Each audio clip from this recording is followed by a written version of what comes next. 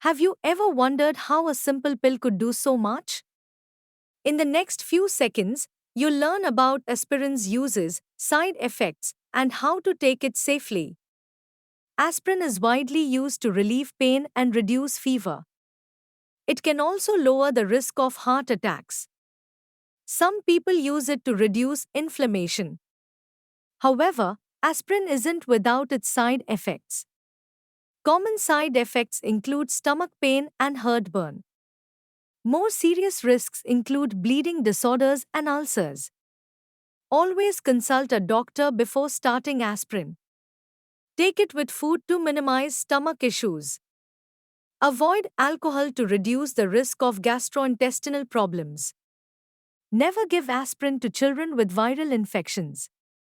It can cause a rare condition called Reyes syndrome. Like what you see? Subscribe for more health tips. Hit the like button if you found this useful.